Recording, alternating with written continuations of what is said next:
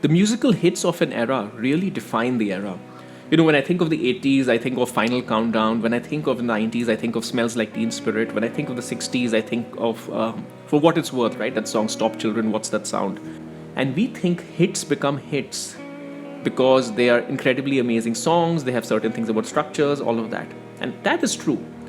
But there is one secret sauce. There is one secret sauce to what makes a hit that the music industry has been doing for decades. It's gotten much more pronounced now. In fact, I would say the secret sauce is more important now than the song itself. Yet, no one here on music, YouTube, guitar, YouTube talks about it. And it's what I'm going to do today.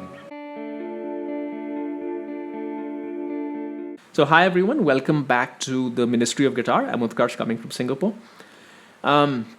So I was having an interesting conversation the other day with my friend because I've recently started the Ministry of Car as well, in case you guys are interested, and that's doing incredibly well. Both the first two videos I've done have, they've gone semi-viral. And it's kind of what we do here in the Ministry of Guitar, but with the car audience. And I've realized the car audience is much larger than the guitar audience. Good or bad, it's okay. We're still going to keep doing Ministry of Guitar. So in any case, he liked what I had done, and he was saying that, hey, you broke down the new Jaguar campaign from a marketing standpoint. Why don't you start breaking down songs? Maybe not from a marketing standpoint, but as a musician standpoint. And I had to tell him, dude, there's somebody called Rick Beato and Adam Neely, and they have levels of musical knowledge I cannot aspire towards. And he was like, okay, but it's not only about the music, right? What makes a hit? I mean, there's so many other things that make a hit. And I was thinking about it, or rather, I was telling him, you are so right, because of course it's about the music, it's about the structure, but there is a very, very integral part of making a hit. And I don't think I've heard anyone talk about it. So let's get right into it. So let's start with how something gets popular, whether it's a phone, whether it's a product, whether it's a service like a website or an app like TikTok or Facebook, or even a song. For something to get popular, people have to use it, avail it, buy it, whatever you want to think. In order to use something, buy it, or avail of it, three things have to be true. You have to know about it, awareness. You need to know about something, otherwise how will you buy it, how will you use it? You need to like it, appeal. It needs to appeal to you, otherwise why would you buy it, why would you use it? And availability. You may like something, you may know of something and you may like it, but if it's not available, you can't use it or you can't buy it. So availability. So appeal, availability, and awareness. Remember these three. Now, let's think about music. Music works a little bit differently because awareness, availability, and appeal are often interlinked. If you hear something, all three could happen at the same time, right? Because you heard it, so you're aware of it. If you like the song, it appeals to you. And of course, the very act of you hearing it is the availability of the music. Got it? So the three are very interlinked. But there's another concept that you need to think of when you think of music. It's repetition. Now, repetition is very unique when it comes to music. We will talk about it when it comes to music structure itself, and then we'll talk about it when it comes to this whole awareness, appeal, availability thing. When it comes to music structure, repetition is a critical part of what makes a good song, or what makes a popular song. Let me reframe that, because there can be good songs that have no repetition. Think of jazz, think of Miles Davis. But a popular song, what happens is you have choruses, you have recognizable structures.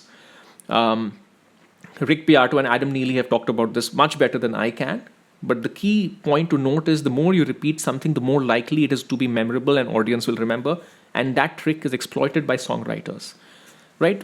In fact, it's almost a meme with Adam Neely, right? He talks about it. It's about repetition. Now, in a song, repetition is great, but it's even better when you're trying to make a song popular. Because what happens is the more you repeat a song, the effect is very different from repeating a joke, for example. A joke is a great example because you heard the joke once, you heard the punchline, done. You hear it again, it doesn't have a further impact. In fact, it's a bit less interesting next time, and even less interesting the time after that.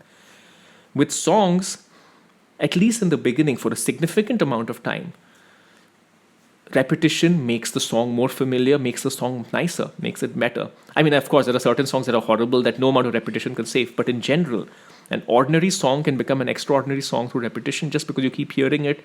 And then your brain is anticipating the chorus and your brain is anticipating the lyrics. It's a well-defined thing. Repetition is magic when it comes to music, especially making popular music, because the more people hear it, more likely they are to hum along, and so on and so forth. Now, repetition is not free. Repetition is expensive. Repetition is a currency, and that is the currency that has been exploited or used by the music industry since time immemorial. In the beginning, how did you drive repetition, which is repeated listening of the viewers? You had the radio slots, right? You got the right slots at the radio. You had the right availability on MTV, because not everybody could put their music video on MTV, whatever, right? You had repetition, so you had the ability for people to have repeated exposure to your song. You could engineer that. Today, it's even worse, because guess what? How do you drive? Nobody's buying records. Not too many people are listening to radio. I mean, there are independent things going around everywhere. How you buy repetition today is through advertising. So I've talked about this in my YouTube series of videos. How on YouTube you're not only having organic content, you're having advertised content competing, which is why a lot of YouTubers are seeing less views. But it's not only true of YouTube. You can open Facebook, Instagram, TikTok. You are constantly in a barrage of advertising. So what happens is with the music industry, if you see the latest thing from Bruno Mars, right? It'll have a lot of views, and it'll have a lot of views because people are listening to it. But a lot of views, especially in the beginning, the business model for launching a new song for a pop artist or for a record company is you will invest a significant amount of money in driving awareness and repetition, which means that you will spend a lot of money for that song to appear on the YouTube feed of this person, on the Instagram feed of that person, or whatever it might be. You buy repetition. You can buy repetition. I can buy repetition. If I had, say, $100,000 and I released my song, I could get it to 1 million views easily. I just have to spend that amount of money and repetition, and guess what? It may even become a bit of a hit. Reason most musicians don't do that because most musicians are not sitting around with $100,000, right? So making a one hit it's not just about this airy fairy amazing piece of inspiration that hits someone. It's a very numbers and dollars way of just spending money to drive repetition, and repetition just makes songs become more popular. So every time you look at a song, right? So somebody was asking me about that Bruno Mars song. I'm going to open it up. This new Bruno Mars, what's that song called with the Blackpink girl, APT. So they were telling me that, hey, I think the song is great because it has this kind of a thing, that thing. I said, sure, it has a lot of things going on, but ultimately recognize this for what it is. It is record companies bringing their two products. Bruno Mars is a product. Blackpink Rose, if that's the girl's name, is also a product. So they're like, okay, we're going to launch this product, which is a collaboration product between these two songs, between these two artists. We're going to invest, say, our budget is that, hey, we expect that because we do this, there'll be all of these future opportunities, blah, blah, blah. So we're going to put a budget of $100,000, through $100,000 spent on little on YouTube, little on Insta, little on TikTok, blah, blah, blah. We're going to have expected that many number of views. And because we have so many paid views, we're able to get so many organic views, blah, blah, blah. It's a calculation. It is not that Bruno Mars and Rose made an amazing song and then the whole world just fell on top. Not to say that this doesn't happen. Bohemian Rhapsody is a great example of when a song can just defy all of these the intentions of big business and just break through. Right? Bohemian Rhapsody, Stairway to Heaven, they're great examples. But today, in a world where all of the reach mediums, how people what consume, are very well guardrailed. YouTube owns video, Instagram owns short video, or TikTok does.